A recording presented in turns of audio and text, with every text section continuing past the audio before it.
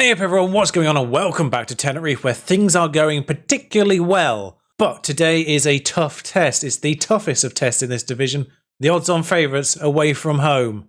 Let's see how we fare with them.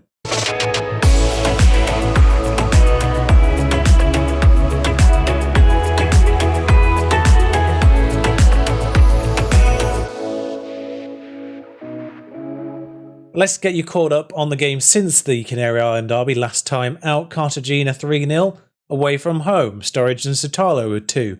Ponferrada 6-1. Yep, that happened.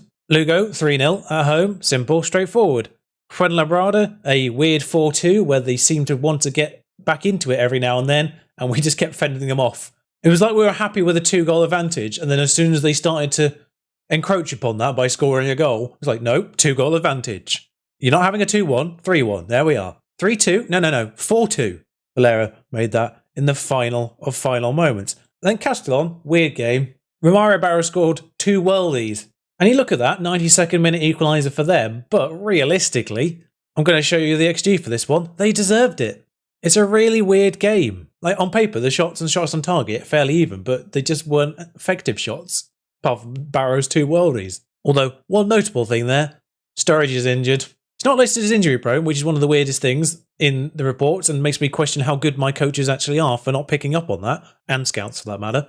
Doing alright though, 7 in 15. He's not our top scorer, but he's got 7 in 15, 4 assists, 1 player of the match. He's doing alright for us. That year he got 21 in 29. Oh, the heady heights of 2013-14. Like I say, it's Espanyol away from home. They're second directly behind us. But before we get into that, I just want to say thank you for the support again. The engagement is really, really good on this series so far, and I want to thank you for that in particular. The comments, which are very helpful to the algorithms. I'm just incredibly pleased with how people are engaging with this series so far, and particularly those people who have followed me through from Sheffield. That's where you picked up on me. If you follow me from York even, then extra thanks on that one. Let's get on with the game, shall we? Although just a very brief look at the division as a whole before we get into that, just to highlight Varda and Moore having 17 assists between them and occupying 2 of the top 3 assist spots. Teixeira's got 10 goals, he's up there in that one.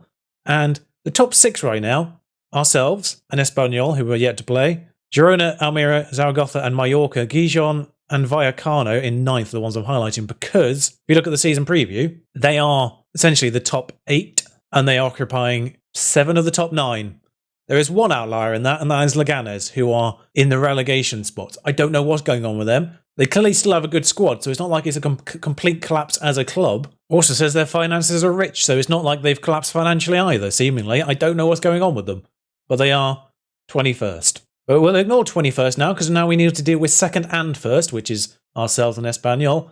Our goal difference is a bit, we've scored about 20 more goals than anyone else in the division. And the lineup for this crucial game is Cervantes in goal. Pamara is a left back. Munoz is very close to being back. He's got the fitness test button on him. Probably not match sharp for this one just yet. Wilson, Sotalo in the middle as ever. Moore at right back. Sands, Barrow and Varda, the key central 3. Shashua and Teixeira, arguably the best 2 in that one, although Shashua has hot and cold moments. And then Fran Sol, of course, the loney striker who probably should feel a little bit aggrieved about the arrival of Daniel Sturridge. And he's probably very happy that he's injured. I seem to remember pointing out very early on that Espanyol weren't living up to their expectations. They are now. So this is going to be interesting. The fact that I'm well aware that a few of these players exist on FIFA as gold cards has me very worried indeed. I actually got a Tenerife player on FIFA the other day. I was like, hello friend, as if I knew him personally. It was the backup right back, in case you're wondering, who I think is not on the bench. So that's helpful. I hope he's injured, otherwise I've made a horrendous error there. Oh no, he is. He's just listed as Otar. Well, what a thrilling spectacle we've got here for you today.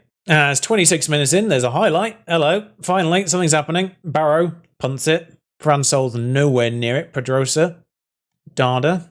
Vargas mugs off Moore there. Plays it back out to Pedrosa again, who is a very capable fullback.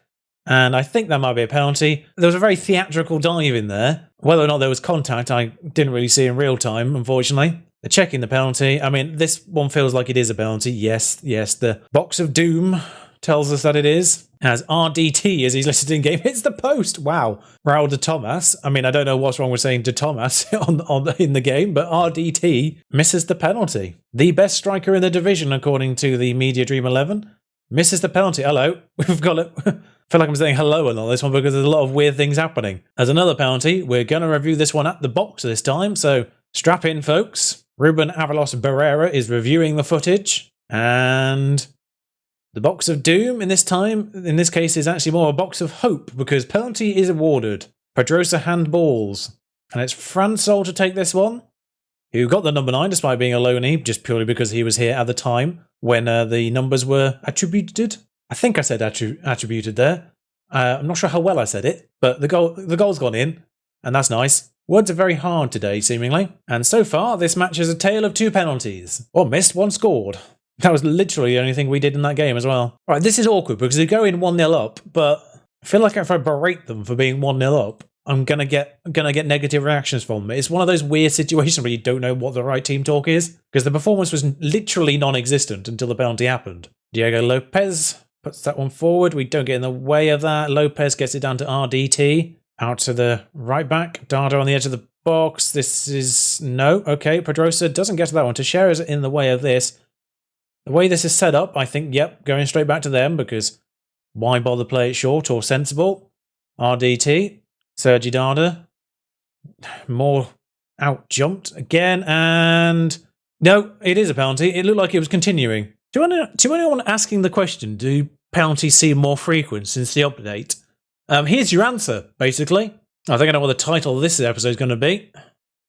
Vargas steps up this time. RDT not taking it, curiously enough. Don't know if he's come off the pitch, but I think he's still on.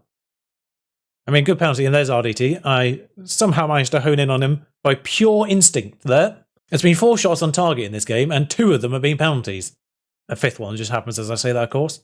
It's one of those games where no one's doing anything useful. Jacobo's on, Valera's on, Barrow's just tired. I'm making 4 subs. 4 people underneath a 6.5. Well, 3 people on a 6.3 or lower, and Romario Barrow, who's absolutely knackered, coming off. Should just quickly say as well that Zarfino's injured, coming back to training tomorrow apparently. So midfield options a little bit thin at the moment. You know what's really helpful is if you actually look where you're going to put the pass before you make the pass. Trying to do a pass facing the opposite direction tends to not go well, as you've just seen there. But Lambrick, or Yambrick, depending on what nationality he actually is there.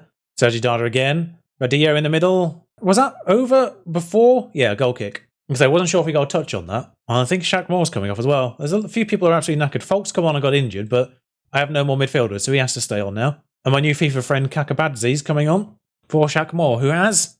I have seen people get the better of Shaq Moore today. A little bit too often. Vitalo plays it short to Alberto. Alberto out to Kakabadze. He's going to run. He's going to run a bit more. Plays it short to Fran, who's missed. And that's, yeah, one of 2 other shots we've had in this entire game, aside from the penalty. I probably should have demanded more from the lads before now. I mean, that's just ridiculous. Notable events, penalty missed, penalty scored, penalty scored. What a stupid game. At least at 1-1 and at full time, I can say I'm not happy with the performance. Today's match saw a remarkable 3 penalties awarded. Do you feel the performance of the officials impacted upon the result? The officials certainly had some impact on the way the match went today. Well, obviously, yes. I kind of want to actually answer this one. It's clear to me that any time a number of penalties are given, the result is always going to be affected. In other news, water is wet. Andrea Castedo says, think that might be the fewest chances I've seen us create. Useless. Well done, Andrea. You're tuned in. Meanwhile, Michael's living in a different universe where Tenerife had absolutely no fear today. Conceded penalties left, right and centre. But a point away from the odds on. They don't want to bring in more youth. That's unfortunate. I'm just wondering when Sutalo won't be jaded anymore. Yeah, I'm not going to rest him against Mallorca, but we've got a match against Miranda's coming up. He can be rested for that. They are bottom. One thing I'm just spotting is on the horizon. Spanish Cup first, 16th, happens after the Mallorca game. I'll bring you that draw just in case it is relevant. After the Mallorca game then. So there's no draw for this. It just happens. Sorry, the label that was on the horizon after Mallorca was the actual game. So we join in what is the first round, but there's no draw for this. But as I suspected, the first round is against a much lower division side. Not necessarily worth bringing to your attention in an episode. Yeah, they seem to be playing in the Spanish 3rd division, which is actually the Spanish 4th tier, and actually next year might be the Spanish 5th tier because of the restructuring.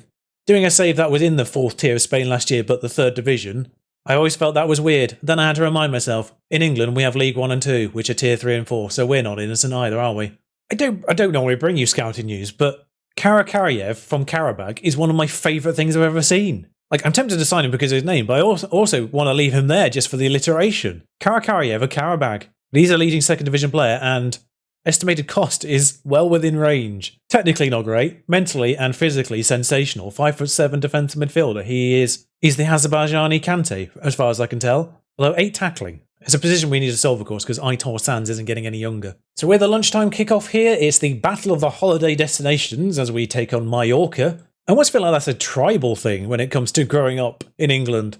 You either go on holiday to the Canary Islands or you go to Mallorca. So Varda took an injury that I didn't even notice, but he's out for 3 weeks potentially, which is incredibly problematic. Danny Hernandez is back from another injury, just about, so he can return to the bench. Daniel Sturridge isn't far away, 6 days, 2 weeks, but nowhere near enough for this one. Good news is they get to rest Satale for the next 2 games to prevent him getting super jaded. But the same lineup basically with that one change, Zarfino back in for the now injured Varda. That's the only change I'm going to make, I think. Although Teixeira, that's a downward slope form-wise. Gotta start him. He is our top goal scorer, 10 goals. They have Victor Melejo up front, is a name who I recognise. Pretty certain he's for Atletico Madrid, yeah. Or was Atletico Madrid, I should say. Oh no, he still is. He's just on loan.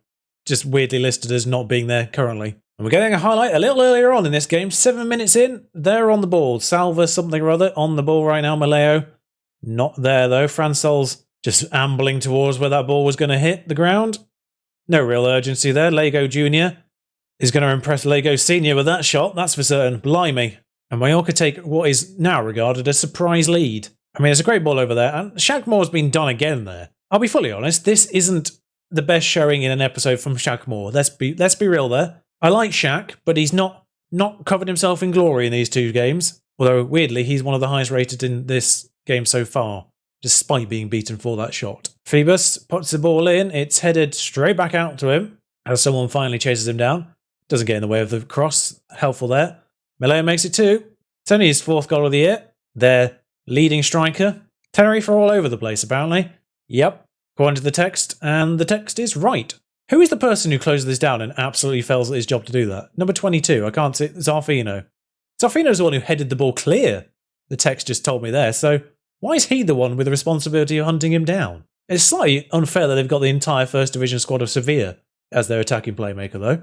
Well, that's slightly cheating. And what's particularly weird is, without Daniel Sturridge, we have been absolutely impotent as a club. We're just not creating chances. And I don't really understand the reason for that. We had to rely on 2 wonder goals to get a point against Castellon. We had to rely on a penalty last match. And we're being absolutely found out here. Although, admittedly, they've scored 2 goals from an XG of 0.5. So we can feel a little bit hard done by the fact we're 2-0 down. But from the highlights we've seen, I do feel like we have been outplayed. And this, I'm say, that run's gone far too long for there to be an actual goal at the end of that. Lego Jr. gets past Shaq Moore again. And it is clear, thankfully. There's a worrying moment there as he just palmed it straight back into the box. Shashua is in an opportunity here to do maybe something. It's gone a bit wide and plays it off the pitch. Moore's coming off. I've literally not seen him do anything useful. Shashua's coming off as well. Jacobo on. Jacobo does really well as a substitute usually. Whenever I've started him, he's been a bit disappointing, but whenever he's come on as a sub, he's often done something. Teixeira's on a 6.1. Maybe I should have started Valera. Fransol, I don't really have any replacements for. Joselu, probably the next best striker. But we have been pathetic. The worst part is, as we enter injury time here, is I put in chance creation and chance conversion in this week's training. Nobody's clearly bloody listened. And Mallorca inflict what is only our 2nd loss of the season. We can't feel hard done by it, looking at the XG. Like, it should have been 1-0, 1-1 at a push, according to the actual chances created. But we didn't see the chances for the most part. So there clearly weren't chances of enough note to be highlights in the game. Whereas they scored 2 goals, and that's that. I'm not going to say see you in training tomorrow because we're playing like 2 days' time. That reminds me, Los Chichareros. Thank you, Gareth, in the comments for telling me this. It's, for some stupid reason, I didn't actually decide to Google the term Los Chichareros itself. I only bothered trying to use translate. And thanks to the comment, I did Google it afterwards just to confirm myself. It's apparently just some kind of nickname given to the inhabitants of Tenerife by other islands or other locations. A chicharrero is a small fish of some kind, and that's where it comes from. So basically, Los Chichareros is like the equivalent. I know you put in your comment that it's like the equivalent of Bromley, but that's because Bromley is a nickname for Birmingham.